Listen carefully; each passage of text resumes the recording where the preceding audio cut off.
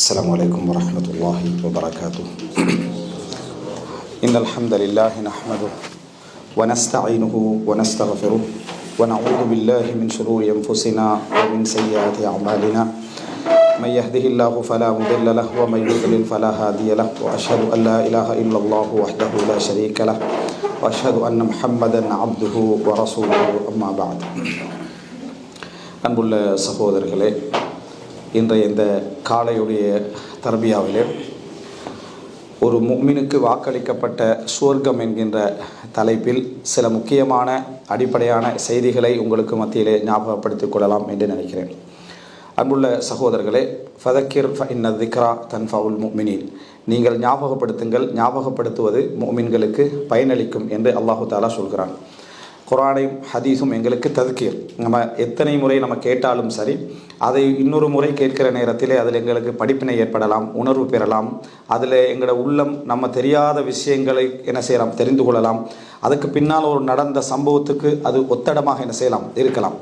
அதனால்தான் சொல்வார்கள், அறிவுடைய தரம் என்பது நாம் ஒரு நாள் கேட்டல், அது கேட்ட உடனே நமக்கு என்ன செய்யாது, தெரியாது. இன்னொரு நாள் என்ன செய்வோம், அதை நம்ம புரிந்து கொள்வோம். இன்னொரு நாள் அதனுடைய ஃபிக்ஹ் என்ன என்று சொல்லி என்ன செய்வோம், விளங்கிக் கொள்வோம். இன்னொரு நாள் உணர்வு பெறுவோம். இன்னொரு நாள் அதை நம்ம நடைமுறைப்படுத்த ஆரம்பிப்போம். இப்படி ஒவ்வொரு படித்தளத்தில் இருக்கும். எல்லா தகவலும் அப்படித்தான். நம்ம கேட்கக்கூடிய எல்லாமே ஒரு நாள் கேட்டிருப்போம், ஆனால் அதில் விளக்கத்துக்கு நம்ம சம்மந்தம் இருக்காது. இன்னொரு நாள் நம்ம என்ன செஞ்சிருப்போம், அதை விளங்குவோம். விளங்கினாலும் கூட அதை அதனுடைய உள்ளார்த்த அர்த்தத்தை நம்ம என்ன செய்வோம், உள்ளார்ந்த அர்த்தத்தை நம்ம புரிய மாட்டோம். இன்னொரு நாளில் அந்த ஆழ்ந்த அர்த்தத்தையும் என்ன செய்வோம், நம்ம புரிந்து கொள்வோம். இன்னொரு நாள் திடீர்னு எங்களுக்கு நடந்த ஒரு சம்பவத்தால் நம்ம உணர்வு பெறுவோம். அப்போ இதுக்கு தான் அது அப்படி என்று சொல்லி அந்த செய்தியை நம்ம லிங்க் பண்ணி என்ன செய்வோம், பார்க்க ஆரம்பிப்போம். கொஞ்ச நாளைக்கு அப்புறம் அதை நடைமுறைப்படுத்துவோம்.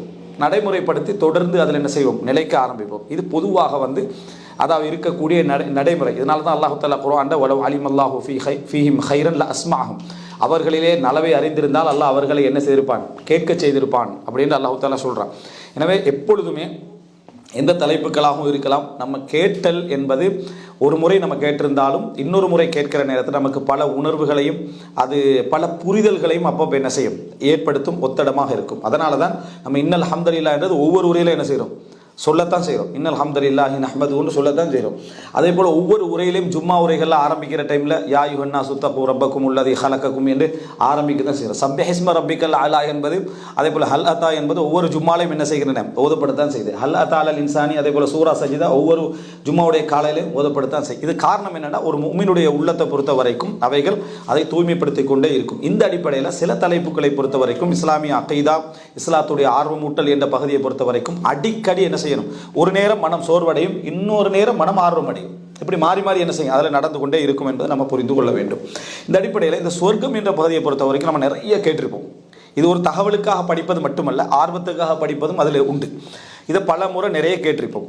ஆனால் இதில் ஒரு விஷயம் என்னன்னு சொன்னால், இந்த சொர்க்கத்தை பற்றி பேசப்படுகிற நேரத்தில் அதில் மொத்த வடிவம் சில அடிப்படைகளை நம்ம தெரிஞ்சுக்கணும். அதை இந்த இடத்துல நம்ம என்ன செய்யலாம், சொல்லலாம்னு நினைக்கிறோம். சொர்க்கத்துடைய அதனுடைய இன்பங்கள், அதனுடைய அதாவது வசதிகள், வாய்ப்புகள், இதெல்லாம் நம்ம நிறைய கேட்டிருப்போம். திருப்பி திருப்பி சொல்லப்பட வேண்டிய ஒரு விஷயம், திருப்பி திருப்பி ஞாபகப்படுத்தப்பட வேண்டிய விஷயம், அது உண்மை.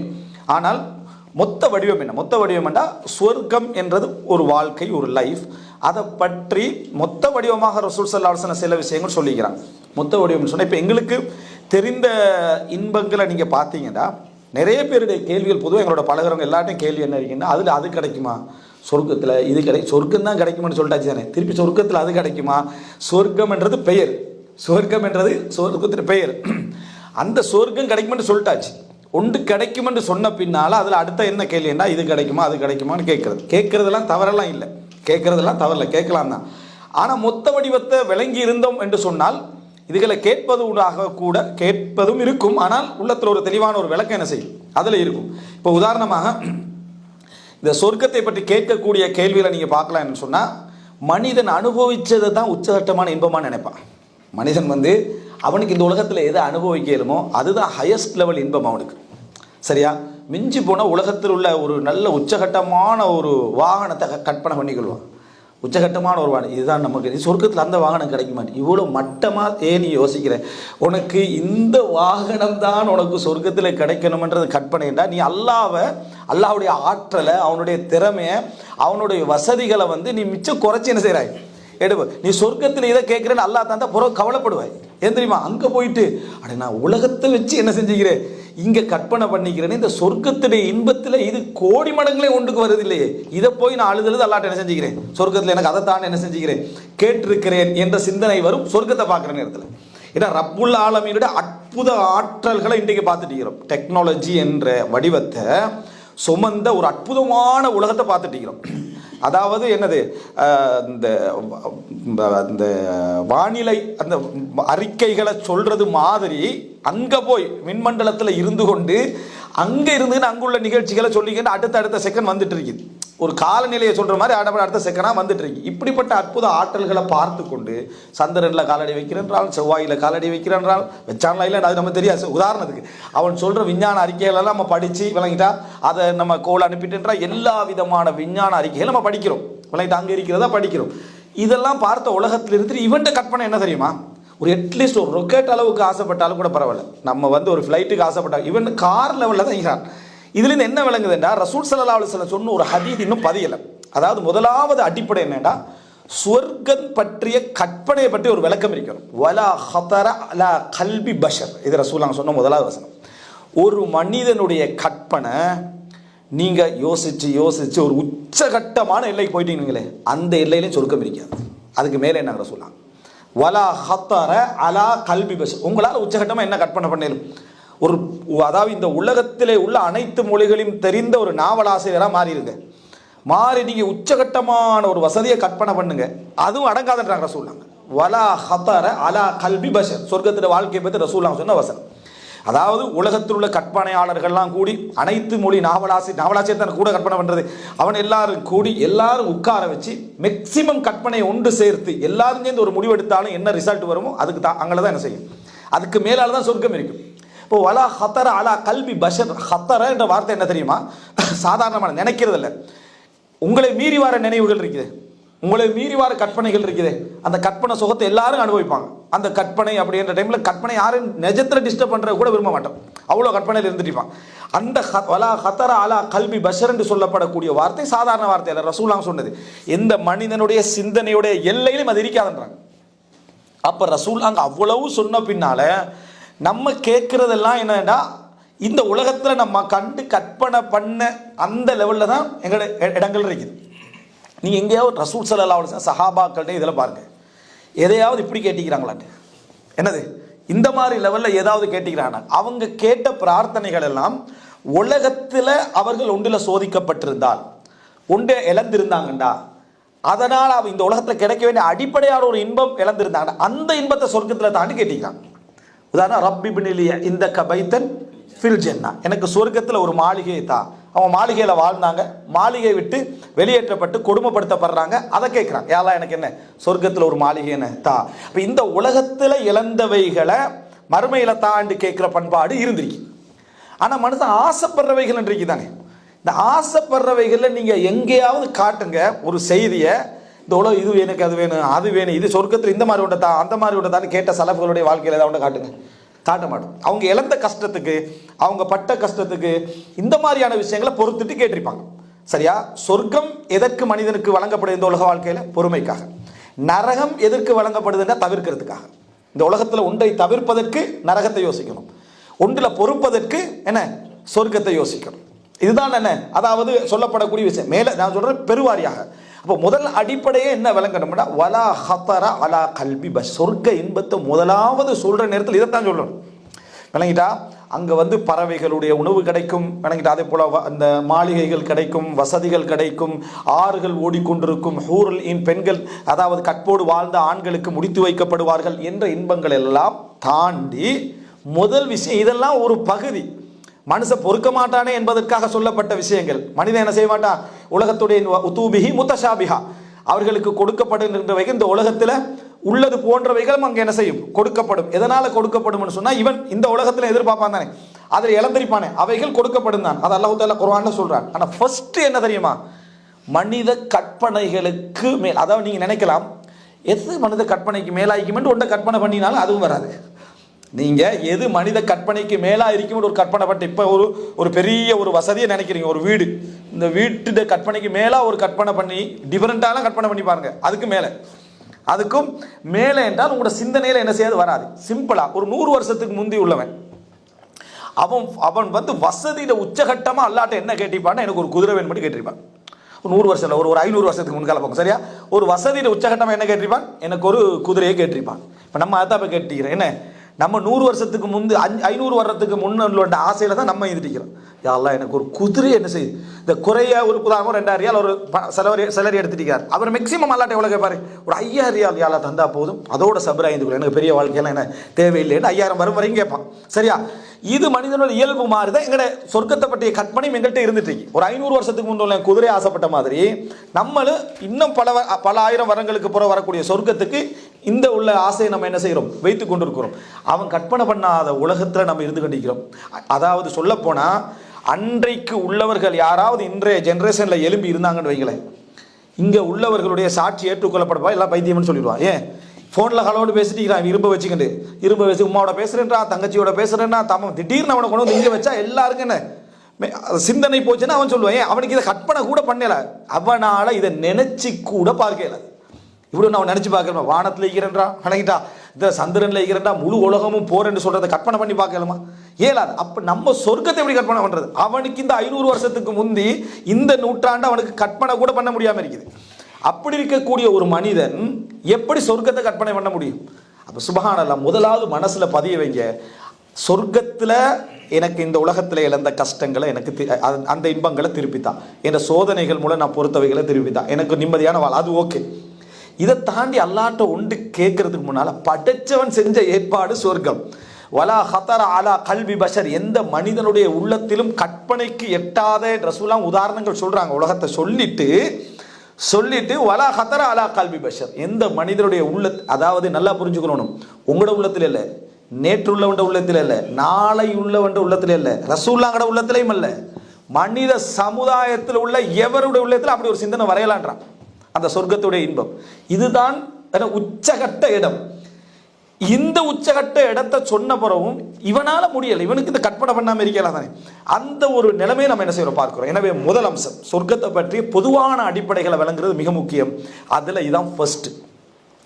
நிறைய பேர் இந்த கேள்வி, இப்ப பறவை நம்ம நினைக்கிற அந்த பறவை சமைத்த நிலையை நமக்கு முன்னால வரும்னு சொர்க்கத்தை சொல்லப்படுது.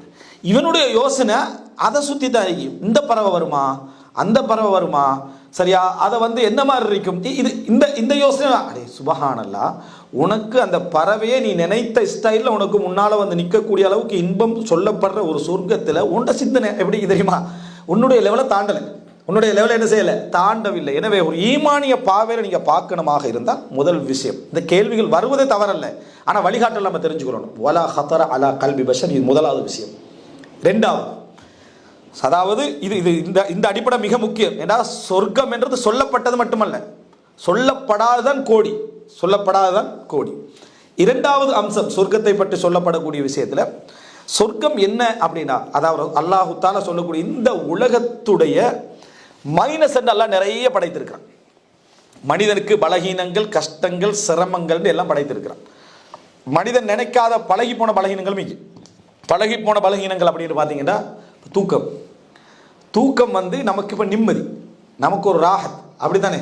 அப்போ தூங்கினோடனே நல்லா தூங்கினோமப்பா அப்படி என்று சொல்லி நம்ம என்ன செய்யறோம் சொல்கிறோம். ஆனால் சொல்லப்போனால் அது வந்து உலகத்துக்கு தான் ராகத். அது எதுக்கு ராகத்து? உலகத்துக்கு தான் தூக்கம் ராகத். ஏன் 8 ஹவர் 9 ஹவர் உலகம் தெரியாமல் தூங்குறது? உலகத்தில் ஒன்றே அனுபவிக்கல, சாப்பிட இயலாது, பேச இயலாது, பழக இயலாது, ஒரு சந்தோஷம் இல்லை. அப்படி தூங்கி அப்படி என்னது எழும்புறது. இன்னும் சொல்ல போனால் கவலைகளை மறக்கிறதுக்கு அது என்ன ஒரு ஊடகமாக இருக்கு. அவ்வளோ பிரச்சனை உள்ளவன் தூங்கினாலும் அவனுக்கு பிரச்சனையே இல்லை, அவனுக்கு என்ன எலும்பு வரைக்கும் என்னது பிரச்சனையே இல்லை, கனவுல வந்தாலே தவிர. அப்போ இது அவனுடைய நிலைமை. இதனால எல்லா அல்லாஹ் தஆலா வஜஅல்னா நௌமக்கும் சுபாத்தா, உங்களுக்கு உங்களது தூக்கத்தை ஓய்வாக ஆக்கி இருக்கிறோம் சொல்றான். கௌஃபாசியலுக்கு அவர்கள் மற்றவர்கள் அகப்படாமல் அந்த கலைப்பையில மறக்க அல்லாஹ் காப்பாற்ற கொடுத்ததுன்னு தூக்கம் எடுத்து பார்க்கிறோம். பத்ர் யுத்தத்தில் அந்த டயர்டான நேரத்தில் அந்த கவலைகளை மறத்து உள்ளத்தை உறுதிப்படுத்துறதுக்கு கொடுத்த என்ன தூக்கம் எடுத்து நம்ம என்ன செய்யறோம் பார்க்கிறோம். இப்போ தூக்கம் என்பது நம்மளே மறக்கடிக்க செய்யுது. அதனால சொர்க்கத்தில் என்ன தூக்கம் இல்லை. சொர்க்கத்தில் இதை விளங்காம ஒருத்தருக்கு சொர்க்கத்தில் தூக்கம் இல்லைன்றாங்களே, தூங்காம எப்படி நிம்மதியாகிறது இவன் யோசிச்சிருவான். ஏன்னா இவனுக்கு இந்த பலகீனம் பழகிட்டு, இவனுக்கு இந்த பலகீனம் ஒரு நிம்மதி மாதிரி பழகிட்டு. பலகீனம் என்பது இவனுக்கு இன்பமா பழகிட்டு. இன்பமா பழகின உண்டு சொர்க்கத்தில் இல்லை, சொர்க்கத்தில் தூங்க மாட்டான். ஏன்னா நௌம் அஹுல் மவுத், தூக்கம் என்பது மரணத்துடைய ஒரு பகுதி. சொர்க்கத்தில் என்ன மரணம் என்ற ஒரு பகுதி என்ன இல்லை. அப்போ சொர்க்கவாசிகள் தூங்க மாட்டாங்க. இவன் வந்து என்ன செஞ்சிடான்னா அதை தூங்காத அந்த வழியை யோசிச்சு பார்க்குறான். தூக்காம இருந்தால் கண் எப்படி இருக்கேன் அப்படின்னு அதை யோசிப்பார். சொர்க்கத்தில் பலகீனம் இல்லை. சொர்க்கத்தில் உங்களுக்கான பலகீனம், வீக்கு, கவலை இந்த மாதிரியான விஷயங்கள் எதுவும் இல்லைன்றதுனால தூக்கம் உங்களுக்கு என்ன இல்லை. தூங்குறதுக்கு டயர்ட் இருக்கணும், டயர்டு இல்லை. தூங்குறதுக்கு கவலை இருக்கணும், கவலை இல்லை. ஏதாவது யோசனை இருக்கணும், யோசனை இல்லை. ஒரு இன்னும் சொல்லி பாருங்களேன், ஒரு ட்ரிப் போட்டு போறீங்க, ஒரு இடத்துக்கு அனுபவிக்க போறீங்க. இந்த மாதிரி இடத்துக்கு போனோடனே தூங்க நினைப்போமா, இதை அனுபவிக்க நினைப்போமா? இந்த இடத்துல தூக்கம் மட்டும் வந்துடப்படா, என்ன தூக்கம் வந்தாலும் இதை கட்டுப்படுத்தி இதை என்ன செய்வோம், அனுபவிப்போம். போகிறோம், அங்கே போய் தூங்கிடும் நினைப்போமா இல்லையா? அப்போ இதுல என்ன அர்த்தம்? ஒரு மனிதன் அனுபவிக்க கிடைக்கக்கூடிய இடத்துல தூக்கத்தை என்ன செய்வான், விரும்ப மாட்டான், அதை விட்டுருவான். எனவே சொர்க்கம் என்றது என்ன அப்படின்ற ரெண்டாவது சப்ஜெக்ட், இந்த உலகத்துடைய பலகீனங்கள், கஷ்டங்கள், சிரமங்கள், சோதனைகள் இல்லாத ஒரு லைஃப். அதுதானே முதல் இன்பம், அதுதானே முதல் இன்பம் நம்ம விளங்கிக்கணும். ஆனால் அது ஏன் சில பொழுதுகளில் விளங்குறது இல்லைன்னா, நம்ம வந்து சும்மா மிடிலாக போயிட்டிக்கிற டைமில் அது விளங்காது. மிடிலாக போயிட்டிங்கன்னா சோதனையும் தான் சாதனையும் தான் அப்படின்ற மாதிரி வாழ்க்கை போயிட்டு இருந்தால் விளங்காது. திடீரென ஒரு பெரிய கலவரம், ஒரு வெள்ளப்பெருக்கு, ஒரு சுனாமி, ஒரு ஆபத்து என்று வார டைமில் மனுஷன் என்ன நினைப்பான் தெரியுமா? ஒரு நிம்மதியான வாழ்க்கையோடு கிடைக்காதா? அதுதான் சொர்க்கம். அந்த நேரத்தில் தான் சொர்க்கத்தை நீங்கள் நினச்சி பார்க்கணும். என்னென்னா, எந்த மாதிரியான அன்றண்டைக்கு ஒன்று இந்த உலகத்தில், அதாவது எந்த சந்தோஷமாவது நிலைச்சு நிற்கிதா? எந்த சந்தோஷமும் நிலைச்சு நிற்காது. சந்தோஷத்தை அனுபவிக்கின்ற ஒவ்வொரு நேரத்திலும் மனசில் என்ன சிந்தனை வரும்? மௌத்தாகிருவோமோ முதலாவது. அப்படின்னா என்ன? எந்த சந்தோஷத்தோடு ஒரு கவலை மிக்ஸ் ஆகிடுது. இதை எண்டிங் மரணமா? ஓவரா சந்தோஷப்பட்ட ஹார்ட் அட்டாக் வந்துடும் சொல்றான்லே, சரியா? எத்தனையோ மருத்துவ குறிப்பை படிச்சுப்பான் மொத்தம், சரியா? அதோட அவனுக்கு அது ஒரு யோசனை என்ன செய்யும், இருந்துட்டு இருக்கு, மிச்சம் சந்தோஷப்படப்பட சுகர் கூடியன்னு அது ஒரு லெவலில் வச்சுட்டு இருப்பான். எந்த சந்தோஷத்தையாவது நிம்மதியாக அனுபவிக்க முடியுதா? எந்த சந்தோஷத்தை அனுபவிச்சாலும் அடுத்தவனுக்கு காட்டக்கூடாது, ஃபுல்லாக தெரிஞ்சிடக்கூடாது. திடீர்னு உங்களுக்கு ஒரு 2 கோடி 3 கோடி அக்கௌண்ட்டில் கிரெடிட் ஆகிட்டா முதல் யோசனை என்ன? தெரியப்படாது அடுத்தவனுக்கு. அதானே, அடுத்தவனை விட்டு நம்ம மறைச்சிடும் சிந்தனை வருதா இல்லையா? அப்போ முதலாவதே மனிதன் மைனஸான பகுதிகள் தான் சிந்தனைக்கு வருது, பலகீனங்கள். இந்த பலகீனம் என்றது சொர்க்கத்தில் என்ன இல்லை. உங்கள்கிட்ட வந்து ஒன்று எடுத்துகிட்டு போகிறதுக்கு அவன் நினைக்க மாட்டான், அடுத்தவன்கிட்ட அடிக்கிறதுக்கு நீங்கள் நினைக்க மாட்டீங்க. இது அடுத்தது, எந்த சந்தோஷத்தை அனுபவிச்சாலும் அதில் என்ன, அதாவது கவலைகள் இல்லை. நீங்கள் இந்த உலகத்தில் எந்த சந்தோஷமும் லகத் ஹலக்னல் இன்சான ஃபீ கபத், மனிதனை நாம் சிரமத்தில் படைத்திருக்கிறோம். அதாவது அவன் சுமக்கப்பட்ட நாளிலிருந்து, பிறக்கின்ற வேலையிலிருந்து, அவன் வளர்ந்து ஆளாகி மரணிக்கின்ற வேலை வரைக்கும் எந்த இன்பமும் துன்பத்தோட என்ன கலந்து தான் இருக்கும். துன்பம் கலக்காத ஒரு இன்பம் உங்களுக்கு கிடைக்கவே கிடைக்காது. அப்படி ஒரு இந்த. ஆனால் சொர்க்கத்தை பொறுத்த வரைக்கும் என்ன சொன்னா, இனி தொடர் இன்பம், எந்த துன்பமும் இல்லை. நரகத்தை பொறுத்த வரைக்கும் தொடர் துன்பம், எந்த இன்பமும் இல்லை. இந்த உலகம் துன்பம் இன்பம் ரெண்டு கலந்து தான் இருக்கு. அதாவது நான் சொல்றேன், இன்பத்துக்கு பிறகு வர துன்பம் இல்லை, இன்பம் அனுபவிக்கவே துன்பம் இருக்கு, வேதனை இருக்கும். முழுசா உங்களுக்கு அதை உள்வாங்க இயலாது. உங்களோட உடல் அதுக்கு ஒத்து வரணும், உங்களோட சூழல் ஒத்து வரணும், உங்களோட சிந்தனை ஒத்து வரணும், உங்களுக்கு பக்கத்துள்ளவர்கள் ஒத்து வரணும். அதை வந்து அதனால தான் சொல்றோமே, இப்போ நீங்க ஒரு கிஃப்டை எடுத்துட்டு போய் சர்ப்ரைஸா உங்களோட ஒய்ஃபுக்கு கொடுக்க போறீங்க, சரியா? ஒரு மொபைல் போன்னு வச்சுக்கோங்களேன். பாருங்க மனிதன் இன்பத்துல லெவலை சரியா கொண்டு போறீங்க, சர்ப்ரைஸா கொண்டு போயிட்டு அங்க போய் பாரு அப்படின்றீங்க. என்ன விஷயம் இல்லை, நீ போய் பாரு அப்படின்னா எடுத்து பார்த்த உடனே என்ன மொபைல்ன்ற அவன் தான் சர்ப்ரைஸா கொண்டு வந்து இந்த மொபைலே கொண்டு வந்தீங்கன்னு கேட்டா உங்களோட நிலைமை எப்படி இருக்கும்? உங்களோட சந்தோஷம் இப்போ யாரில் தங்கிருக்கு? அவங்கள தான். நீங்கள் இத்தனைக்கும் அதான் சொல்கிறோம், வாங்குகின்றவனை விட கொடுக்கிறவன் சந்தோஷப்படுறான், வாங்குகின்றவனை விட கொடுக்கின்றவன் தான் சந்தோஷப்படுறான். ஏன் காரணம் என்ன? அவன் அந்த முகத்தில் காட்டுற பஷாசத், சந்தோஷம், மகிழ்ச்சியில், இவன்கிட்ட பணம் இருந்தும் வேலை இல்லை, இவன் கிஃப்ட் கொடுத்தும் வேலையில், அவன் காட்டினா தான் இவனுக்கு சந்தோஷமே. அவன் முகத்தில் மகிழ்ச்சியை காட்டினா தான் சந்தோஷம். இப்படி கொடுக்குற டைம்ல அதை அங்கே வச்சுட்டு போங்கன்னு சொன்னான், இவன் சந்தோஷமே போயிடுது. இவன் மொத்தம் 50,000 வாங்கிக்கிறான், 40,000 டோட்டல் சந்தோஷம் அவன் வச்சுக்கிறான். எந்த இன்பத்தில் வந்து துன்பம் இல்லாமல் இருக்கு? எல்லா இன்பத்திலையும் துன்பம் கலந்துருக்கு. ஆனால் சொர்க்கம் அப்படி அல்ல. இந்த சின்ன சின்ன விஷயத்துலலாம் துன்பம் கலந்துருக்கு. சின்ன சின்ன விஷயத்துல சரி, ஒரு இன்பத்தை தொடர்ந்து அனுபவிக்க முடியுதா?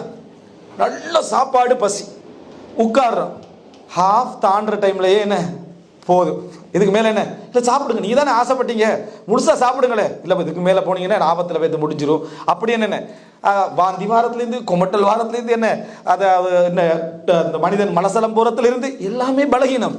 ஒரு இன்பத்தை அனுபவிக்கிறது கூட அவனுக்கு முழுசா என்ன செய்ய முடியாது, அனுபவிக்க முடியும். இந்த உலகத்தில் நீங்க எதை எடுத்து பட்டியல் போடுங்க, சம்பாதிக்கிற இன்பத்திலிருந்து எல்லாத்தையும் சம்பளமாகிற இன்பமா நிற்குதா, நாளைக்கு போயிருமேனு யோசனை தான் எல்லாரும் எடுக்கிறோம். எடுத்து இது எங்க நிலைக்க போகுது அப்படின்னு. அப்ப எந்த இன்பமும் துன்பம் இல்லை. பெருநாளையே எடுத்துக்கொண்டாலும் கூட, ஒரு பெருநாளை அனுபவிக்கக்கூடிய இன்பத்தை எடுத்துக்கொண்டாலும் கூட இன்னொத்தன் பார்த்தால் தான் நமக்கு மகிழ்ச்சி. இப்போ இந்த கொரோனா டைம்ல எல்லாம் ட்ரெஸ் வாங்கவும் இல்லை, கொஞ்சம் பேர் வாங்கினவனுக்கு சந்தோஷம் இல்லை. ஏன் மற்றவங்க பார்க்கணுமே அதை. இப்போ நீங்கள் ஒரு ட்ரெஸ்ஸை எடுத்துட்டு எல்லாத்தையும் உடுத்துட்டு நாளைக்கு நீங்கள் என்ன செய்யக்கூடாது, எவன்ட்டும் இதை போட்டு காட்டக்கூடாது. அந்த ட்ரெஸ்ஸில் என்ன பிரயோசனம், வீட்டில் உடுத்து என்ன பிரயோசனம் இல்லை. இன்னொருத்தன் பார்த்து எங்கே வாங்கி நீங்கள் சூப்பராகிக்கன்னு சொன்னால் ஒரு சந்தோஷம், அது ஒரு என்ன சந்தோஷம். ஆனால் அந்த சந்தோஷத்தை இன்றைக்கு தர சமுதாயம் இல்லை. என்ன நீங்கள் ஒரு மாதிரி ஆகிக்கிறீங்க, ஏதோ நோயாடு கேட்குற லெவலில் தான் இன்றைய நிலைமை இருக்குது. நீங்கள் நினச்சி பாருங்கள் இந்த 2வது கட்டத்தை. உலகத்துடைய பலகீனங்கள் எதெல்லாம் நீங்க கற்பனை பண்றீங்களோ அந்த பலகீனங்கள் எதுவும் என்ன சொர்க்கத்தில் இல்லை. இதுதான் முதல் சந்தோஷம். 2வது, உலகத்துடைய இன்பங்கள் என்று நீங்க எதெல்லாம் கற்பனை பண்றீங்களோ அதுல துன்பங்கள் கலந்திருக்கும். அந்த துன்பங்கள் எதுவும் சொர்க்கத்தில் என்ன இல்லை. நீங்க அதாவது உச்சகட்டமாக உலகத்தில் ஒரு இன்பத்தை எழுதுங்க, அதுல துன்பம் கலக்காம இருக்காது. ஒன்றில் அதில் துன்பம் இருக்கும், அல்லது உங்களில் இருக்கும், அதை அனுபவிக்கிற முறையில் இருக்கும், உங்களோட என்வாயன்மெண்ட்ல இருக்கும், உங்களோட சூழல்ல இருக்கும். எனவே இதை நீங்க விளங்கிட்டீங்கன்னா இந்த உலகத்துல கிடைக்கக்கூடிய எந்த இன்பமும் இன்பம் அல்ல. அந்த மாதிரி ஹதீஸ் நம்ம எவ்வளவு கேட்டிருப்போம் உலகத்தை பத்தி இந்த உலகத்தில் உள்ள எந்த இன்பமும் இன்பம் அல்ல அப்படின்னு நம்ம கேட்டிருப்போம். அதனால தான் இந்த உலகத்தை முழுசா அனுபவிச்சவன், இந்த உலகத்தை முழுமையாக அனுபவித்தவன் நரகத்தில் என்ன ஒரு முறை அந்த சோதனையில போட்டு எடுக்கப்பட்ட உடனே அவன்கிட்ட கேட்கப்படும். என்ன கேட்கப்படும், நீ ஏதாவது இன்பங்களை அனுபவிச்சுக்கிறான்? எந்த ஒரு இன்பத்தையும் நான் அனுபவிச்சதில்லை. ஏண்டா நமக்கு பின்னால வரக்கூடிய துன்பத்துடைய வேதனை முன்னால பல வருடங்கள் அனுபவிச்ச எல்லா இன்பத்தையும் ஜீரோவாக்கிடும், எல்லா இன்பத்தையும் ஜீரோவாக்கிடும். இந்த உலகத்தில் மிக மோசமான துன்பங்களையும் கஷ்டங்களையும் அனுபவித்தவன் சொர்க்கத்துடைய இன்பத்துல மூழ்கி எடுக்கப்படுவான். அவன்கிட்ட கேட்கப்படும், நீ ஏதாவது துன்பம் அனுபவிச்சுக்கிறாண்டு? நான் எந்த துன்பத்தையும் வாழ்க்கையில கண்டதே இல்லை அப்படின்னு அவன் சொல்லுவான். இது அர்த்தம் என்ன, மனிதனுடைய துன்ப இன்பம் என்றது அதை டோட்டலா இல்லாமக்கிறதான் சொர்க்க வாழ்க்கை. யாராவது இந்த உலகத்துல அதை எதிர்பார்ப்பானாம? இந்த உலகத்துல சொர்க்க வாழ்க்கையை எதிர்பார்க்கிறதா பல பிரச்சனைக்கான காரணம், பல நிம்மதி இழப்புக்கான காரணம், பல சண்டைகளுக்கான காரணம், பல குடும்ப பிரச்சனைக்கான காரணம். இது நம்ம என்ன புரிஞ்சுக்கணும்னு சொன்னால், இந்த 2வது பகுதி மிக அடிப்படையான ஒரு பகுதி என்னன்னா, சொர்க்க வாழ்க்கைன்றது பலகீனங்கள் அற்றது. இதை நீங்க அடிப்படை மனசுல வைங்க. அதாவது நம்ம கேட்கிற ஒரு இன்பம் அனுபவிக்கிற கேட்கறதெல்லாம் எக்ஸ்ட்ராவான ஒரு பகுதி. நீங்க பலகீனம் இல்லாத ஒரு வாழ்க்கை வாழ போறீங்க, களைப்பு இல்லாத ஒரு வாழ்க்கை வாழ போறீங்க, துன்பம் இல்லாத ஒரு வாழ்க்கை. துன்பம் என்று எதெல்லாம் பட்டியல சொர்க்கத்தில் இல்லை, இன்பத்தில் எதெல்லாம் டிஸ்டர்போ அதெல்லாம் சொர்க்கத்தில் என்ன இல்லை. அதனாலதான் அவர்கள் மலசலம் கழிக்க மாட்டார்கள், அவர்கள் என்ன செய்ய மாட்டாங்க, அதாவது தூங்க மாட்டார்கள். இன்னும் சில பலகீனமான ஹதீஸ் சில அறிஞர்கள் சொல்றாங்க, தாடி இருக்காது, விளங்கிட்டா, அவர்கள்ட்ட என்ன செய்யாது. இப்படித்தான் ஒரு இப்னு சீரின் ரஹிமஹுல்லாஹ் ஒருத்தர் கேட்கிறாரு, என்ற தாடி இல்லாத மாதிரி கனவு கண்டேன்னு சொல்லி. அப்போ அவர் சொல்றாரு, இன்ஷா அல்லாஹ் நீ சொர்க்கவாதி அப்படின்றார், நீ மரணிக்க போகிறாய் அப்படின்றார், நீ மரணிக்க போகிறாய் அப்படின்றார். அப்ப இதை வச்சு அவர் சொல்றாருன்னா, சொர்க்கவாதிகள் என்ன செய்வாங்க, அதாவது தாடி அற்றவர்களாக இருப்பார்கள். தாடி இல்லாத மாதிரி கனவு கண்டேன்னு யார் சொல்லுவான், தாடி உள்ளவன் தான் சொல்லுவான். சரியா, கனவு நீ என்னது கனவு காண நேரடியாக தாடி இல்லாமல் தான் நிற்கிறேன்னு சொல்ல போறாங்க. தாடி உள்ளவன் தான் என்ன சொல்லுவான்னு சொன்னா, என்ன நான் இப்படி என்ன கனவுல கண்டேன், எனக்கு தாடி இல்லாத மாதிரி என்ன செஞ்சேன், கனவுல கண்டேன் அப்படின்னா சொர்க்கவாதிகள் இது இல்லாம மாதிரி இருப்பார்கள் என்று சில அறிவிப்புகள் வருது. எனவே உலகத்துல நம்ம பலகீனம்டா மனிதனுடைய அந்த இந்த சின்ன நம்ம யோசிக்காத பலகீனங்கள்லாம் சொர்க்கத்தை என்ன செய்யாது, இருக்காது. இப்போ குழந்தை பலகீனமா பலமா? குழந்தை பலகீனம், விளங்கிட்டா. குடும்பம் என்ற அந்த கட்டுப்பாட்டுக்கு கீழே ஒரு மனிதன் சுமையை சுமந்தாண்டா குழந்தை என்பது பலகீனம். அப்போ ஒரு மனிதனை சுமந்துட்டான்னு சொன்னா பலகீனம் என்று சொன்னா அவன் அதுக்காக வேண்டி எல்லாத்துலயும் வீக் ஆகுவான். திருமணம் முடிச்சிட்டான் அப்படின்னு சொன்னால் அதுக்கு பிறகு குழந்தைகளை பெற்றுட்டான்னா எல்லாத்துலயும், மனைவியா இருந்தாலும் கணவனா இருந்தாலும் எல்லாத்தையும் என்ன செய்வாங்க, பலகீனப்பட்டுருவாங்க. அவனோட உள்ளம் எல்லாத்துலயும் பலகீனப்பற்றும் இடத்த எந்த விதமான சந்தேகம் இல்லை, அந்த பலகீனம் வந்துடும். அதனாலதான் அல்லாஹ் தனக்கு என்ன லம் யத்தஹித் சாஹிபத்தன் வலா வலதா, அது அல்லாஹ்வுக்கு பலகீனம். அல்லாஹ்வுக்கு குழந்தை இல்லாமல் இருப்பதுதான் பூரணம், மனிதனுக்கு குழந்தை இருப்பதுதான் பூரணம். சில பலகீனங்கள் உலகத்துல பூரணம், மனிதனுக்கு சில பலகீனங்கள் உலகத்துல பூரணம். மறதி பலகீனம், மனிதனுக்கு பூரணம், இறைவனுக்கு அது பூரணம் அல்ல. அதனால ஒமாக்கான ரப்புக்க நசியா, இறைவன் மறப்பவன் அல்ல, மனிதன் மறக்கணும், அப்பதான் அவனுக்கு நிம்மதி. எல்லாம் அதே மாதிரி ஞாபகம் தான் பிரச்சனை. சரியா, எனவே இந்த இடத்துல பார்த்தீங்கன்னா இந்த பலகீனங்கள் எல்லாம் மனிதனுடைய உள்ளத்திலிருந்து என்ன செய்யப்பட்டு விடும், எடுக்கப்பட்ட ஒரு சொர்க்கத்தில் குடும்பமாக வாழ்ந்து பிள்ளை பெற்றுக்கொள்ளக்கூடிய சப்ஜெக்ட் ஒன்று இல்லை. உனக்கு ஏற்கனவே இருந்த குடும்பம் உனக்கு தரப்படும். நீ எல்லாரும் சொர்க்கவாதிகளாக இருந்தால் உனக்கு ஏற்கனவே இருந்த குடும்பத்தோடு நீ சந்தோஷமா இருப்பாயா தவிர உனக்கு திருமணம் முடித்து பிள்ளை பெறுதல் என்ற ஒரு பகுதி உனக்கு என்ன செய்யாது இருக்கா. ஸோ நீங்கள் பட்டிய இன்பங்களை யோசிக்கிறதுக்கு முன்கால எந்த பலகீன உலகத்தில் இருந்திருக்கணும் அதை பட்டியல் போடுங்க. சின்ன பலகீனத்திலேருந்து பெரும் பலகீனத்தில் எதுவும் வராது. அப்போ சஹாபாக்கள் எப்படி அவங்களுடைய உணவு சாப்பிட்றாங்களே, செமிபாடு என்கின்ற ஒன்று இருக்குமா என்றதுக்கு ரசூலுல்லாஹ் போய் சொல்கிறாங்க, ஜுஷா ஒரு ஏப்பமாக அதை என்ன செய்துவிடும், அவர்கள் ஒரு காற்றாக என்ன செய்துவிடும், அது போய்விடும் அப்படின்றாங்க. அவ்வளோதான் அவங்களுடைய உணர்வுடைய இதுவும். அப்போ சொர்க்க வாழ்க்கையில் ரெண்டாவது விஷயம் என்றால் இந்த உலகத்துடைய பலகீனங்களற்ற இன்பங்களில் கலந்த, இந்த உலகத்தில் இன்பங்களில் கலந்திருக்கக்கூடிய துன்பங்கள் இருக்கே அவைகளற்ற இன்பம் கிடைக்கக்கூடிய ஒரு லைஃப், அது வாழ்க்கை முறை. அதை நீங்கள் நினைக்கிற, அதாவது ஒரு புது உலகத்துக்கான என்ட்ரி. நீங்க இந்த உலகத்தில் வாழ்ந்து முடிஞ்ச பிறகு இந்த உலகத்தை போல லட்சோப மடங்குள்ள ஒரு உலகத்துக்கான ஒரு என்ட்ரி, அந்த உலகத்துடைய லைஃப் சிஸ்டம் அது. அதை நம்ம முதல்ல என்ன செய்யணும், புரிஞ்சுக்கணும். மூன்றாவது என்ன அப்படின்னு சொன்னால், இந்த சொர்க்கத்தை பற்றி நம்ம விளங்கிக் கொள்ள வேண்டிய இன்னொரு பிரதானமான அம்சம், எப்படி நம்ம இந்த உலகத்தில் ஒரு லைஃப்பை கற்பனை பண்ணுறோமோ அதை விட சிறப்பான வாழ்க்கை முறை அது. வாழ்க்கை முறை என்று சொன்னால், இப்போ நிறைய பேர் அந்த உண்ணுதல், குடித்தல், மனிதன் ஆடை உடுத்தல், சந்தோஷமாக கழித்தல் என்பதான் மனித பிரதானமான இன்பம். அதன் அடிக்கடி மனிதனுக்கு அதை சொன்னா தானே விளங்கும். அந்த அடிப்படையில் எல்லாம் அந்த சொர்க்கத்துடைய இன்பங்களை சொல்லி இருக்கிறான். இதை வச்சு இந்த குரூப் என்ன நினைச்சிட்டேன்னு சொன்னா, தின்றதும் என்னது, சாப்பிட்றது, உடுக்குறது, இது மட்டும்தான் மாறி மாறி மாறி என்னது சொர்க்கமாக இருக்கும் அப்படின்னு நினைச்சிட்டு அந்த ஒரு கற்பனை வளர்த்துட்டான். அதனால தான் அந்த சாப்பாடை பற்றி மட்டுமே கற்பனை பண்ணுறது விளங்கிட்டா.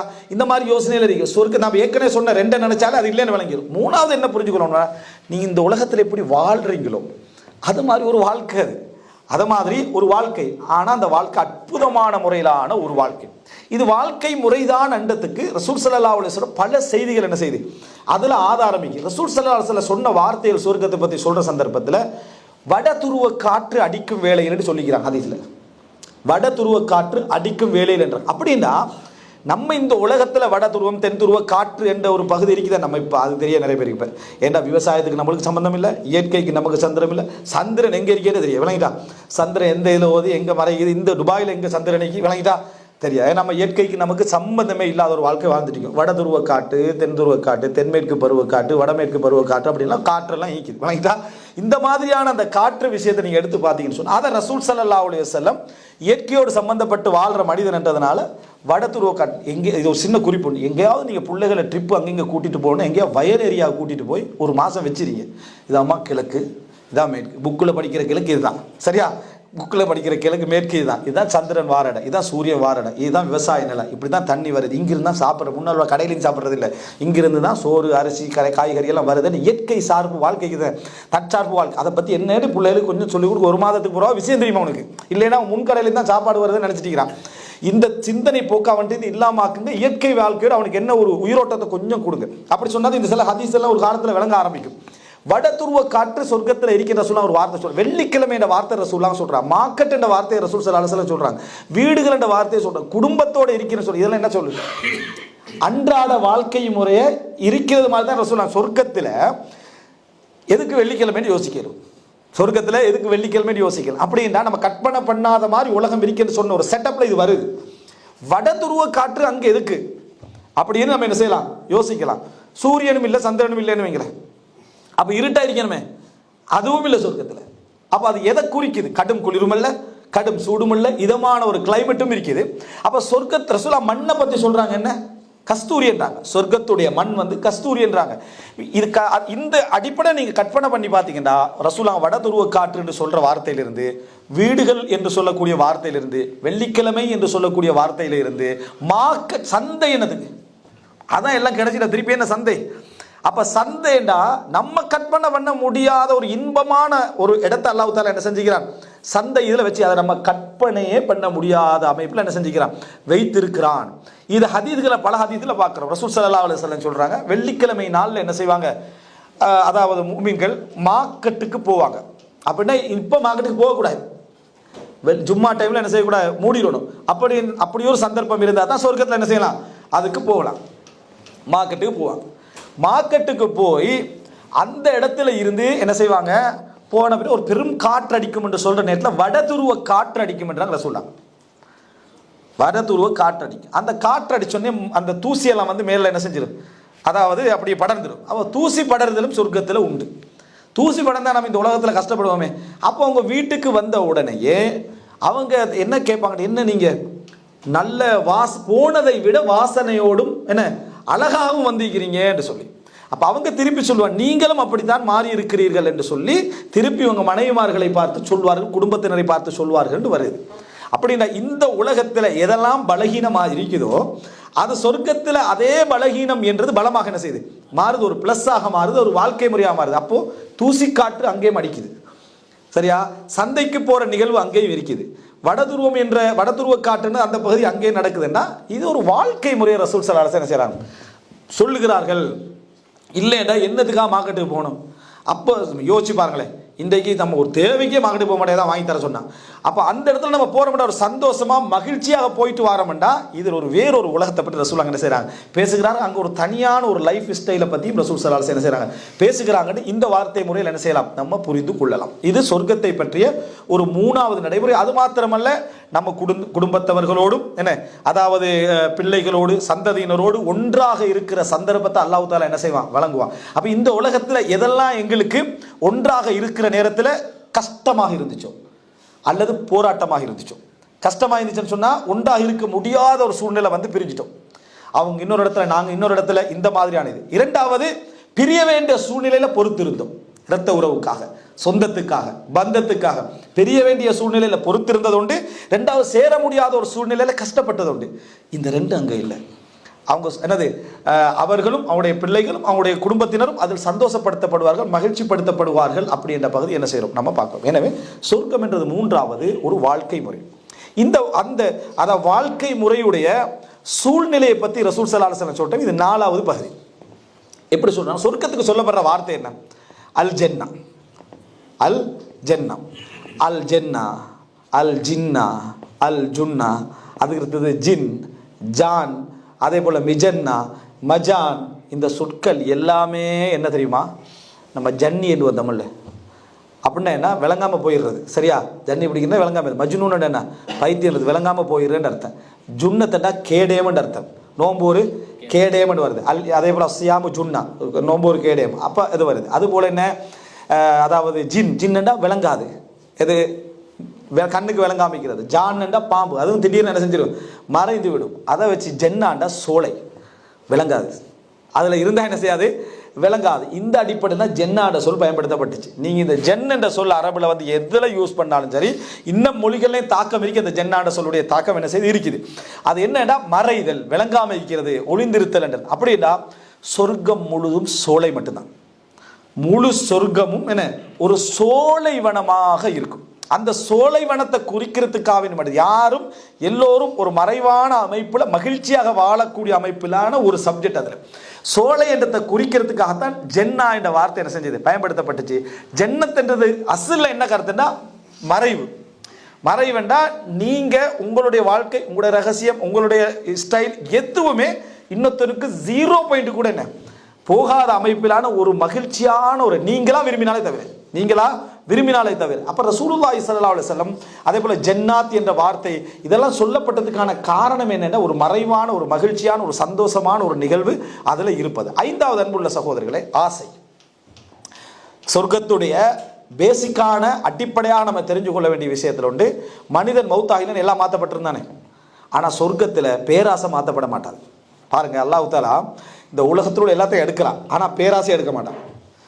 பேராசை வந்து ஆசை இருப்பதனால தான் வாழ்க்கை போகுது. ஆசை இருக்கிறதுனால வாழ்க்கை போகுது.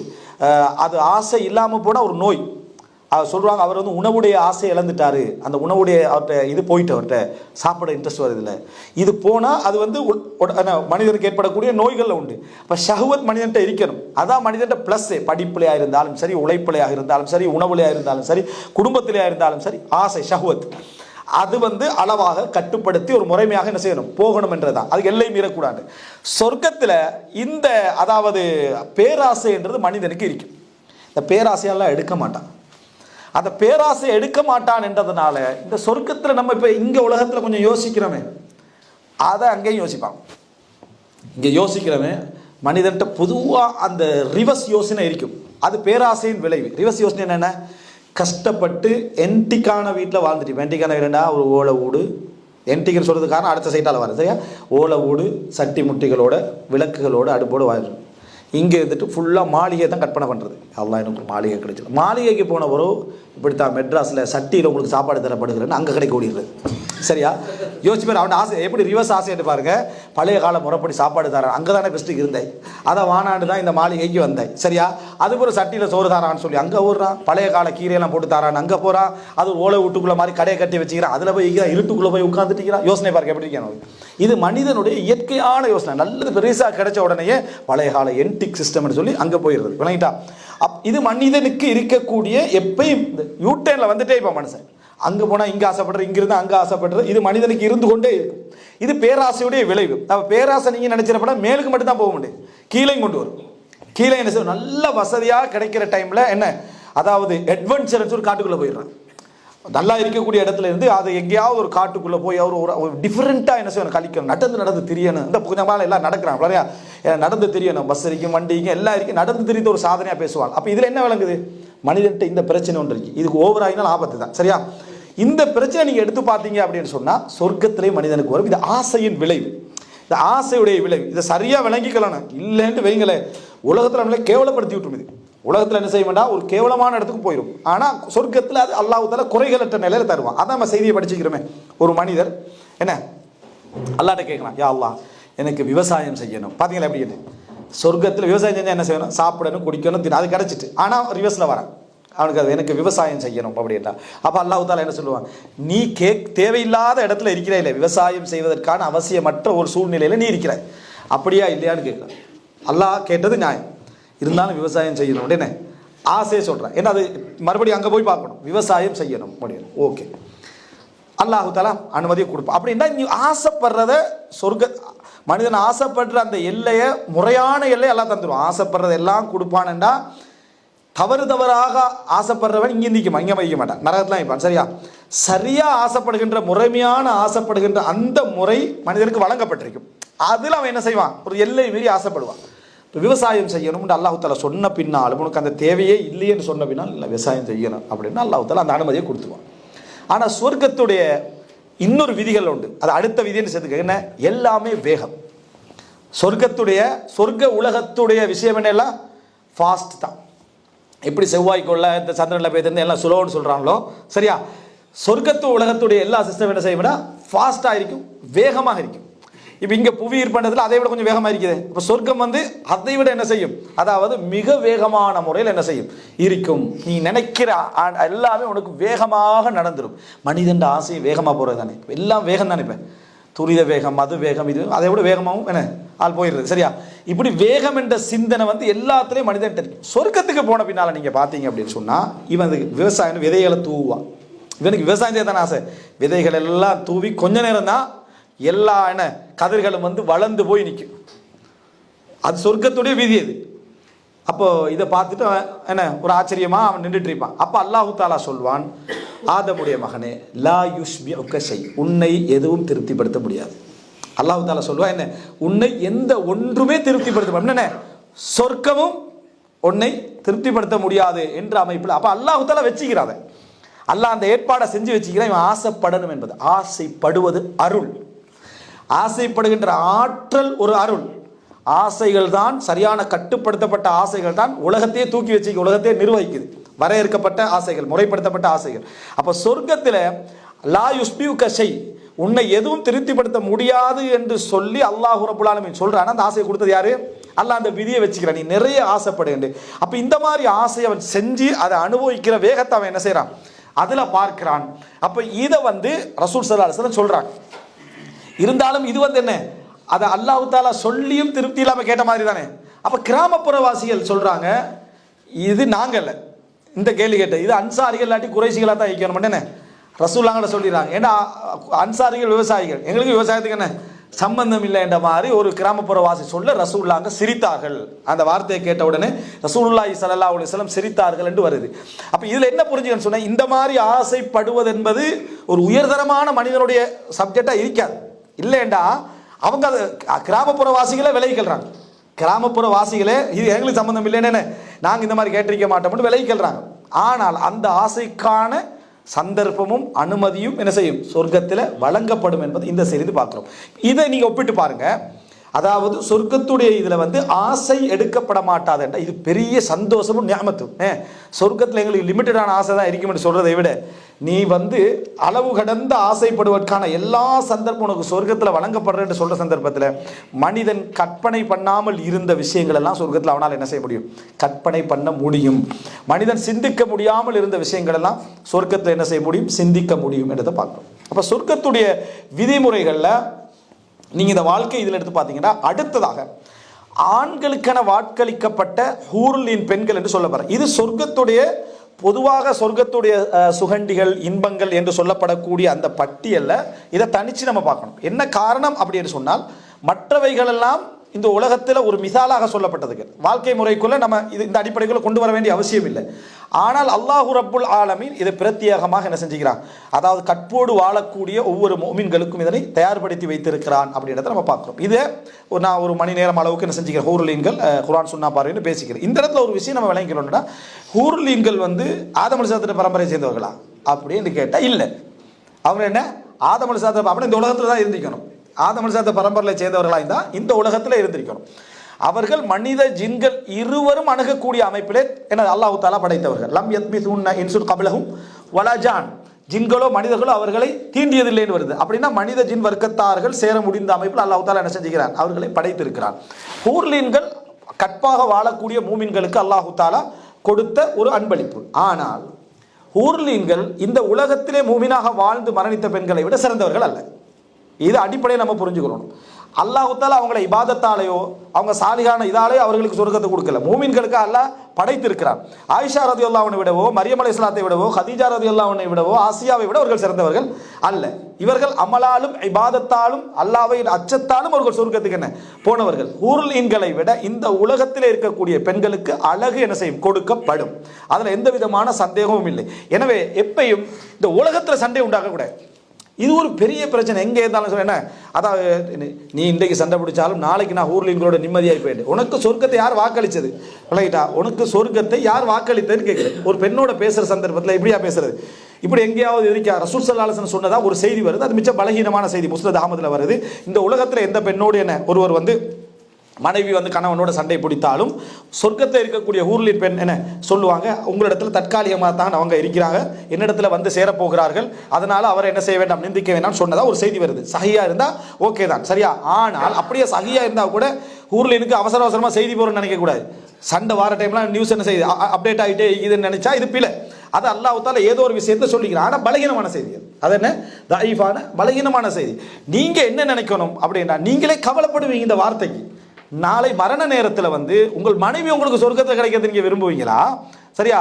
அதாவது இந்த உலக வாழ்க்கை எந்த மனைவியோட நீங்கள் கஷ்டத்தை அனுபவிச்சிங்களோ, எந்த மனைவியோட சோகத்தை அனுபவிச்சிங்களோ, எந்த மனைவியோட வாழ்க்கையை பகிர்ந்து கொண்டீங்களோ, எந்த மனைவி உங்களுக்கு எதிராகவும் எந்த மனைவிக்கு எதிராக நீங்களும் இருந்து போராடிக்கணும் சண்டை பிடிச்சிக்கணும் வாழ்க்கையை கொண்டு போனீங்களா, அவள் சொர்க்கத்தில் இல்லைன்னு நினைக்கிறது ஒரு சிந்தனையா? இது விளங்கிட்டா? இது ஒரு யோசனையானு கேட்குறேன். சண்டை சச்சரவு வார டைமில் உலகத்தில் சேர்றதும் பிரியறதும் தலாக்கு அது ஒரு அம்சம்.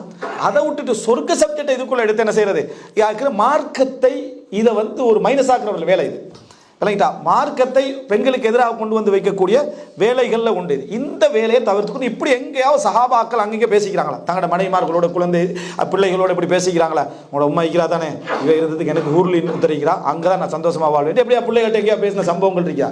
இது வந்து என்ன, மார்க்க அடிப்படையிலே விளக்கத்திலையும் தவறான ஒரு போக்கு. எதுக்கு சொல்லப்பட்டீங்க எங்களுக்குன்னு சொன்னால், நீ கற்பாக எரி, இந்த உலகத்தில் மனைவியை தாண்டி உன்னை பார்த்து கவர்ந்து உன்னை ஒழுக்கத்தை என்ன செய்யாத, கெடுத்துக்கொள்ளாத. உனக்கு அல்லாஹ் தஆலா என்ன, அதாவது ஹூர்லின் மனைவியை தயார்படுத்தி இருக்கிறான் என்றதுக்காக சொல்லப்பட்டதே தவிர, இந்த மனைவியோடு நீ சொர்க்கத்திலே பாய், இந்த மனைவியோடு நீ சந்தோஷத்திலே பாய், நீ பரம்பரை சந்ததிகளோடு சொர்க்கத்தில் இருப்பாய் என்றதெல்லாம் குர்ஆன் வசனம் தானே. அதாவது நீங்களும் அவர்களும் அவர்களது ஜோடிகளும் சந்தோஷப்படுத்தப்படுவார்கள் என்று வருதா இல்லையா? அப்போ சிலர் என்ன செய்யறாங்கன்னு சொன்னா, சொர்க்கத்திலே இருக்கக்கூடிய மனைவர்கள் சுத்தமானவர்கள், அதாவது இந்த மலஜலம் இருக்காது, அவர்களுக்கு இருக்கக்கூடிய மாத உபாதைகள் இருக்காது. சொர்க்கத்தில் உள்ள இந்த மனைவிமார்களும் அப்படித்தானே இருக்கும். சொர்க்கத்துக்கு போகக்கூடிய எல்லா மனைவிமார்களுக்கு என்ன அதே சிச்சுவேஷன் தான். எல்லாரும் அந்த பலகீனம் இல்லாத நிலைமையில தான் என்ன செய்வாங்க, சொர்க்கத்துக்கு போவாங்க. சொர்க்கத்துக்கு போனால் பலகீனமே இல்லை. அப்போ ஊர்லீன்களுக்கு அதை சொல்லப்படுறதுக்கான காரணம் என்னன்னு சொன்னால், நீங்கள் இந்த உலகத்தில் தவறான வழியில் போகக்கூடாது, தவறான சிந்தனை போகக்கூடாது, இந்த தவறான வழியில் நீங்கள் போகாமல் இருந்தீங்கன்னா உங்களுக்கு அங்கே தயார்படுத்தப்பட்டு வைத்திருக்கிற என்பதற்காக சொல்லப்பட்டே தவிர, மனைவி பிள்ளைகள் குழந்தைகளோடு சொர்க்கத்தில் இருக்கின்ற ஆசை தான் ஒரு மூவிட பிரதானமான ஆசையாக இருக்கணும். ஒரு மனிதனுடைய, அதாவது ஒரு இப்படி வேணுமெண்டா யோசிக்கலாம், இருக்கக்கூடிய மனைவி மார்க்கமற்ற ஒழுக்கமற்ற, அதாவது இருக்கக்கூடிய கணவன் மார்க்கமற்ற ஒழுக்கமற்ற வேறொரு ஜோடியை ஒரு மனுஷன் எதிர்பார்க்கிறது, யோசிக்கிறது ஒரு நியாயமான ஒரு அம்சம் இடத்தை என்ன செய்யலாம், புரிந்து கொள்ளலாம். இப்படித்தான் நம்ம இதை எடுக்கணுமே தவிர, இதை மாற்றி இது ஒரு சவாலாக மாற்றி சொர்க்கத்தை ஒரு என்ன சாபமாக மாற்றி விடுறான். சொர்க்கத்தை ஒரு, அதாவது தண்டை இதை ஒரு மனைவி குடும்பத்தினருக்கு இதான உங்களோட மகளுக்கும், இதான உங்களோட தங்கச்சிக்கும், இதான உங்களோட உமாவுக்கும், சரியா, இதான உங்களோட சாட்சிக்கும், இதான உங்களோட பெரியம்மாவுக்கும். அப்போ அந்த யோசனை இல்லை, மனைவி மட்டும் தான் பொம்பளை, மனைவி மட்டும்தான் பெண், மற்றவர்களெல்லாம் என்ன வேற லிஸ்ட்டில் சேர்க்கிற மாதிரியான சிந்தனை போக்கு இதை தவிர்க்கப்பட வேண்டும். இப்படியான ஒரு அணுகுமுறை இருக்கக்கூடிய, இது சொல்லப்போனால் அந்த ஒரு ஆணினத்தை பற்றி விளக்கம் இல்லாத ஒரு கோலத்தனமான வாதங்கள் இதெல்லாம். இது நம்ம யாருக்கு என்ன செய்யக்கூடாது, இது வைக்கக்கூடாது. சரிபில் சண்டை பிடிங்களே, சண்டையை பிடிங்க, பேசுங்க, என்னமா செஞ்சுக்கோங்க. அதை விட்டுட்டு அல்லாவுடைய வசனத்தையும் ஹதீதையும் கொண்டு வந்து அதுக்குள்ளே கொண்டு வந்து போட்டு மார்க்கத்தை ஈடாக்குறது. நீங்கள் சொர்க்கத்துக்கு வாக்களிக்கப்பட்ட மார்க்கில் இருந்தாலும் பரவாயில்ல, ஓகே, நீங்கள் அசரத்து முபசரா மாதிரி ஒரு ஆள் நீங்கள்டா கூட கொஞ்சம் பரவாயில்ல. உமரெல்லாம் கொஞ்சம் சண்டை பிடிச்சாங்க, மற்றவங்க சண்டை பிடிச்சாங்கன்னு கூட ஏதாவது அசரத்து முபசரா மாதிரி செய்தி வந்திருந்தா பரவாயில்ல. அதுவும் இல்லை, எங்கே போகிறன்னு தெரியாது, சரியா, அல்லாஹ் தஆலா தான் காப்பாற்றணும். அப்போ சொர்க்கத்தை கேட்கணும். அது இல்லாமல் பேசக்கூடிய பேச்சுக்கள் தவறான நடைமுறை இடத்தை புரிஞ்சுக்கணும். இதில் இன்னொரு விஷயம் என்னென்னா, பெண்கள்கிட்ட கேள்வி. அது என்னண்டா, எங்களுக்கும் ஊரில் ஆண்கள் கிடைப்பாங்களான்னு சொல்லி, சரியா, ஊர்லீன்கள் இவங்களுக்கு ஊரில் ஆண்கள் கிடைக்கும். இந்த கேள்வி அடிப்படையிலே தவறு. இல்லைங்களா? இந்த கேள்விக்கு விளக்கம் சொல்லிட்டு அது சிலர் என்ன செய்கிறாங்கன்னா, அது அல்லாஹ் தஆலா அவர்களுக்கு நாடியவைகள் எல்லாம் என்ன செஞ்சுக்கிறா, கொடுத்துக்கிறா, அதனால என்ன கிடைக்க வாய்ப்புக்கிற சொல்ல வரீங்க, சரியா, கிடைக்க வாய்ப்புக்கிற சொல்லி கிடைக்காது. அப்படி அல்லாஹ் தஆலா சொல்லலை, குர்ஆன்ல இல்லை, ஹதீஸ்லையும் இல்லை. ஒரு பெண் அப்படி நினைக்கவும் மாட்டான். ஒரு பெண் என்ன செய்ய மாட்டான்டா, அப்படி நினைக்கவும் மாட்டான். வாதத்துக்கு தான் கேட்குறாங்க. ஏன்னா நீங்கள் அடிக்கடி என்ன ஒரே இந்த ஊர்லின் கிடைக்கும் மாட்டது அவங்களுக்கு எதிராக கொண்டு வரதுனால, சார் இப்போ எங்களுக்கு கிடைக்காத ஒரு வாதத்துக்கு தான் கேட்குறாங்களே தவிர, எனக்கு தெரிஞ்சு ஏன்னா இல்லைன்னு இஸ்லாத்துக்கு வெளியிருக்கக்கூடியவங்க இந்த மனித உரிமையோட பேரில் கொஞ்சம் அப்படி எதையாவது தூண்டி விடுறதுக்காக கேட்குறாங்களே தவிர, பெண்கள் அப்படி ஆசைப்பட மாட்டாங்க. விளங்கிட்டா? பொதுவாக பெண்கள்கிட்ட அப்படி இல்லை. தன் கணவரோடு சந்தோஷமாக சிறப்பாக பிள்ளை குடும்பங்களோடு இருக்கணும் என்ற சிந்தனை போக்கு தான் இருக்கும். மார்க் அடிப்படையில் எங்கேயும் ஒரு பெண்ணிட்ட இப்படி சிந்தனை வராது. ஃபித்ரத் இருந்தா, இயற்கை இருந்தா சிந்தனை, வாதத்துக்கு யாராவது கேள்வி வச்சிருக்கலாம், ஆனால் இயற்கையில் அவங்கள்ட்ட அந்த சிந்தனை என்ன செய்யாது, இருக்காது. ஃபித்ரத்துக்குரிய சிந்தனை இருக்காது. யாராவது கெட்டு போனவங்களாக இருந்தால், இந்த சமுதாயத்தில் கெட்டு போனவங்களாக இருந்தால், தஸ்லீமான ஸ்ரீமானி, அதே போல சில கலாச்சாரங்களில் இப்படி தன்னை சொத்துக்கள் சூழ்நிலைகள் போதாமல் சில கலாச்சாரங்களில் ஒரு பெண்ணுக்கே 3 கணவர் 4 கணவர் சகோதரர்கள் இருந்து கொள்ற இதெல்லாமே அந்த பெண் ஏற்றுக்கொண்ட விஷயம் இல்லை. அந்த கலாச்சாரம் திணிச்சது. அந்த கலாச்சாரம் என்னது திணிச்சதே தவிர அந்த பெண் ஏற்றுக்கொண்ட விஷயம் இல்லை. ஒரு நாள் அதை ஏற்றாலும் அவள் 100 நாள் அதுக்காக என்ன செய்வாள், வேதனைப்படுவாள், கவலைப்படுவாள். அதனால ஒரு பெண்ணிட்ட இந்த கேள்வி வரவும் கூடாது. ஆண்களை சிலர் அத்துமீறி இந்த கேள்வி கேட்கிறாங்கன்னா, பெண்கள் யாரும் அதை என்ன செய்யக்கூடாது, அதை அப்படி எடுக்கவும் கூடாது. சுத்தமான ஒழுக்கமான கற்பான ஒரு வாழ்க்கையை தான் எதிர்பார்க்கணும். ஒரு பெண் என்ன எதிர்பார்க்கலாம்டா, ஒரு கெட்ட கணவனாக இருந்து மோசமான ஃபிரௌனை பற்றி என்ன கேட்குறான், அதாவது ஆசியா அந்த மாதிரி அவர் கெட்ட கணவனாக, மோசமான கணவனாக, காஃபிரான ஒரு கணவன், கொடுமைப்படுத்தக்கூடிய ஒரு கணவனாக இருந்தால், திருந்துறதுக்கான எந்த வாய்ப்பும் இல்லாத கணவராக இருக்கிற நேரத்தில் நமக்கு ஒரு சாலிகான ஒரு கணவரை தாண்ட ஒரு பெண் கேட்கறது பிழை இல்லை. சில பொழுது இதே கணவர் உனக்கு சாலிகானவராக அல்லாஹ் தஆலா இந்த உலகத்தில் என்ன செய்யலாம், மாற்றி உனக்கு சூழ்நிலையை தரலாம், அல்லது உன்னை விட்டு என்ன செய்யலாம், பிரிக்கலாம். நீ பிரிவை விரும்பி இருந்தேன்னா அல்லாஹ் உன்னை விட்டு என்ன செய்யலாம், பிரித்து ஒரு நல்ல சாலிகான கணவனை அல்லாஹ் தரலாம். நீ கணவனே இல்லாமல் மரணிக்கிற நேரத்தில், அந்த கணவன் உனக்கு தகுதி இல்லாதவனாக இருக்கிற நேரத்தில் அல்லாஹ் சொர்க்கத்தில் ஒரு சாலிகான ஒரு கணவனை என்ன செய்யலாம், தரலாம். இப்படித்தான் என்ன செய்யணும், அதை யோசிக்க வேண்டுமே தவிர, சிலர் சஹாபாக்களுடைய சில கூற்றுக்கள் உண்டு. என்னன்னு சொன்னால், கடைசியாக ஒரு பெண் ஒரு சாலிகான ஒரு மனிதரோடு வாழ்ந்திருந்தா அவங்க என்ன அந்த கடைசியான அந்த கணவனோட என்ன செஞ்சிடணும், இருந்துடணும். அப்படின்னா அதே கணவன் தான் அவங்களுக்கு என்ன செய்வாங்க, சொர்க்கத்தில் கிடைப்பாங்கன்னு சொல்லி அபூ சலமா ரலியல்லாஹு சொன்னதா சில அறிவிப்புகள் என்ன செய்து வருது. ஆனால் ஆதாரப்பூர்வமான செய்திகள் எதுவுமே இல்லை. எனவே சாலிஹான ஒரு கணவர் அல்லாஹ்ட்ட கேட்கணும். அல்லாஹ் தஆலா இந்த கணவரை சொர்க்கவாதியாக ஆக்கினா நீங்களும் அவங்கள என்ன அந்த ஜோடியாக வாழக்கூடிய ஒரு தன்மை அல்லாஹ் தஆலா தரும். இதைத்தான் என்ன செய்யணும், எதிர்பார்க்கணுமே தவிர சொர்க்க வாழ்க்கையை ஒரு சண்டைக்குரிய பகுதியாக என்ன செஞ்சிடக்கூடாது, மாற்றி இந்த மாதிரி இவங்க இப்படி பேசக்கூடிய எல்லாருமே எனக்கு தெரிஞ்சு, அதாவது இதை சச்சரவாக பேசக்கூடியவங்க, சண்டையாக பேசக்கூடிய எல்லாருமே இதனால் என்ன செய்கிறாங்க, மார்க்கத்தை பற்றியான ஒரு அவமான கேள்விகள் என்ன செஞ்சிடறாங்க, உண்டாக்கி விடுகிறார்கள் என்பதில் என்ன எல்லின் முனை அளவிலும் என்ன சந்தேகம் இல்லை என்பதை நம்ம புரிந்து கொள்ள வேண்டும். இறுதியாக அன்புள்ள சகோதரர்களை, இந்த சொர்க்கத்தை பொறுத்த வரைக்கும் ஒரு முஃமின் இந்த சொர்க்கத்துடைய சிந்தனையை ஏன் எடுக்க வேண்டும் அப்படின்னு சொன்னால், அதுக்கு மிக முக்கியமான காரணம் மரணம். இதுதான் காரணம். சொர்க்கத்துடைய சிந்தனை உள்ளத்துக்கு நீங்கள் ஏன் எடுக்க வேண்டி வருமெண்டாம், ஏண்டா இந்த மரணம் என்பது எங்களோட எல்லாத்தையும் முடிச்சிருது. எங்கட எல்லாத்தையும் என்ன செஞ்சிருது, முடிச்சிருது. ஒரு மனிதனுடைய வேதனையிலே உச்சகட்ட வேதனை என்ன தெரியுமா? என் மரணத்துக்கு பின்னால் என்ற எந்த உறவுகளையும் நான் சந்திக்க போவதில்லை. அதான் மர்மம் இல்லைன்றது. உன்னை மௌத்தோட நீ இன்றைக்கு யாருக்கு கஷ்டப்பட்டியோ, யாருக்காக உழைச்சாயோ, யாரோட சந்தோஷமா இந்த அவர்கள் யாரையும் நீ சந்திக்க போறதில்லை. இந்த உலகம் மட்டும்தான். இன்ஹிய இல்ல ஹயாத்துன துன்யா நமூத்து வ நஹ்யா. இந்த வெறும் உலகம் தான் எங்களுக்கு, வாழ்ற மரணிக்க அதோட முடிஞ்சேன்னு சொல்றதான் வேதனை. அப்படி இல்லை, நீ எழுப்பப்படுவாய் என்பது ஆறுதல். நீ விசாரிக்கப்படுவாய், அதில் உனக்கு சொர்க்கம் கிடைக்கும் என்பது ஒரு பெரிய ஒரு ஆறுதல். ஸோ இந்த மரணத்தை நினைத்தால் அடுத்து அவனுக்கு என்ன வரும்? யாரா எனக்கு சொர்க்கத்தை தான். ஏன்னா மரணத்துக்கு பின்னால் ரெண்டுல ஒரு வாழ்க்கையை நீ என்ன செய்யணும்? தேர்ந்தெடுக்க வேண்டும். அதனால மனசுக்கு கஷ்டம் வரக்கூடிய நேரமெல்லாம் எதண்டா? மரணம். நமது இழப்பாக இருக்கலாம், நமது குடும்பத்தில் இழப்பாக இருக்கலாம், நமது பிள்ளைகளுடைய இழப்பாக இருக்கலாம், நமது உறவுகளுடைய இழப்பாக இருக்கலாம். இந்த எல்லா இடங்கள்லையும் அவனுக்கு என்ன ஞாபகம் வரும்னா, சொர்க்கத்தில் நம்ம சந்திக்கணும் இன்ஷா அல்லாஹ். இதானே கேள்வியாக இருக்கும். தந்தை மரணிக்கிறார். இப்போ யோசிச்சு பாருங்க, தந்தை மரணிக்கிறார், புள்ள அங்கே நம்ம நடுவில் நிற்கிறோம், என் புள்ள இங்கே, அவருக்கு மரணம் வந்துட்டு புள்ள இன்னும் மௌத்தாகல, நம்ம நிற்கிறோம். ஒரு மூமியுடைய நிம்மதி எப்படி இருக்கும்? தான் மரணிக்கிற நேரத்தில் தந்தை ஒரு சாலியான மனிதனாக இருந்தால் அந்த மனுஷன் போன இடத்துக்கு நான் என்ன செய்கிறேன்? போக போகிறேன், மனசு ஆறுதல் படுத்து பிரிஞ்சு போகிற நேரத்தில் கூட. ஏன்னா உறவுகள் ரெண்டு உலகத்தில் இருக்குது. ஒன்று ஒருவர் மறுமையில் இருக்கிறாரு, அதாவது ஒருவர் இந்த உலகத்தில் இல்லை, இன்னொருவர் என்ன செய்கிறாரு? இந்த உலகத்தில் இருக்கிறாரு. ரெண்டும் உறவு தான். இந்த மரணங்கள் தான் அதுக்கு என்ன செய்யுது? பெரிய ஒரு ஆறுதலாக இருக்கு. நம்ம போக போக அனைவரும் எங்களுக்கு பின்னால் என்ன வரத்தான் போகிறார்கள் என்பது ஒரு ஆறுதல் தான். எனவே மரணத்தால் தான் நம்ம சொர்க்கத்தை கேட்கிறோம். அதனால தான் அல்லாஹ் தஆலா சொர்க்கத்துக்குரிய முக்கியமான பாதியா என்ன சொல்றான்? நிரந்தரம், ஹுலூத். என்ன அது ஹுலூத். சொர்க்கத்துடைய மிக முக்கியமான அடிப்படைகள் உண்டு. என்ன? ஹுலூத், அதாவது நிரந்தரம். அந்த நிரந்தரம் என்றது உனக்கு கிடைக்க போகுது. இந்த உலகம் என்ன ஹுலூத் அல்ல, அதாவது ஹாலிதாக என்ன அது இல்லை. உனக்கு நிரந்தரமான ஒரு பகுதி கிடைக்க போகுது என்ற இந்த மரணம் என்பது நிரந்தரம் இல்லை. அதனால தான் லா யமூத்து ஃபீஹா வலா யஹ்யா, அதில் மரணிக்கவும் மாட்டான், வாழவும் மாட்டான்னு வருது. ஆனால் சொர்க்கத்தை பொறுத்த வரைக்கும் அது தொடர்ந்து வாழ்க்கை, மரணம் இல்லை. அப்படி என்ற செய்தி நம்ம பார்க்கணும். எனவே அன்புள்ள சகோதரி, அல்லாஹ்வின் யஸ்அலுக்கல் ஜன்னா என்ற வார்த்தையை நம்ம கேட்கக்கூடிய அந்த நோக்கம் என்னன்னா, இவ்வளவு அடிப்படைகளை வச்சு தான் அதை என்ன செய்கிறோம்? நம்ம கேட்கிறோம். இமாம் அஹ்மத் இப்னு ஹம்பல்கிட்ட கேட்கப்படுகிறது, ஒரு மத்தா யஸ்தரிஹுல் முஃமின், ஒரு முஃமின் எப்போ ராகத்தை அடைகிறான்? கால இந்த அவ்வலி கதமின் யதஉஹா ஃபில் ஜன்னா, அவன் சொர்க்கத்தில் முதல் காலடி வைக்கின்ற நேரம். அவன் எப்போ நிம்மதி அடைகிறான்டா? சொர்க்கத்தில் என்றைக்கு முதலாவது காலடியை வைக்கிறானோ அப்போதான். ரசூல் ஸல்லல்லாஹு அலைஹி வஸல்லம் சொல்கிறாங்க, யஸ்தரிஹுல் முஃமினு மின் நஸபி துன்யா வ அதாஹா. மரணம் என்ன தெரியுமா? இந்த உலகத்தின் களைப்பிலிருந்தும் இந்த உலகத்தின் வேதனையிலிருந்தும் அவன் ஓய்வு பெறுகிறான். அதாவது இந்த உலகம் அவன் சுமந்தான், ஆனால் சுகமாக சுமக்கலை.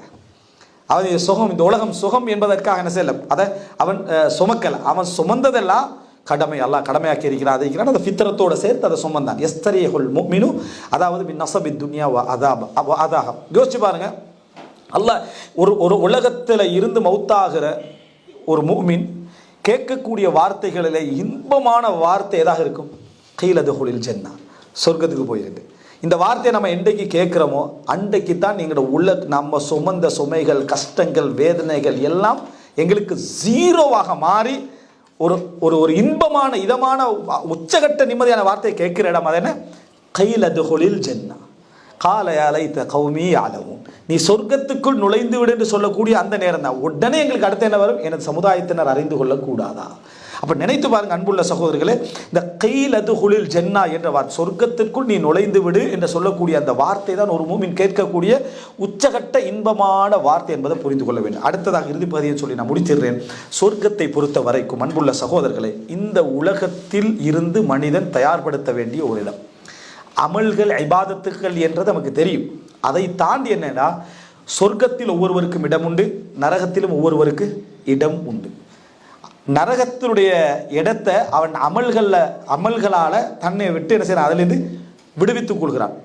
சொர்க்கத்துடைய இடத்தை அவன் வாங்கி கொள்கிறான், அமல்கள் மூலம் வாங்கி கொள்கிறான். அதனால தான் அல்லாஹு தஆலா சொல்றான், வதில்கல் ஜன்னா அல்லதி ஊரிஸ்துமுஹா. வழங்கிட்டா, நீங்கள் அதாவது செய்த செயல்களின் ஊடாக மீராதாக சொர்க்கத்தை நீங்கள் எடுத்துக்கொண்டீர்கள் அனந்தரமாக. அப்படின்னா உங்களுக்கு அந்த நிலம் இருக்கி.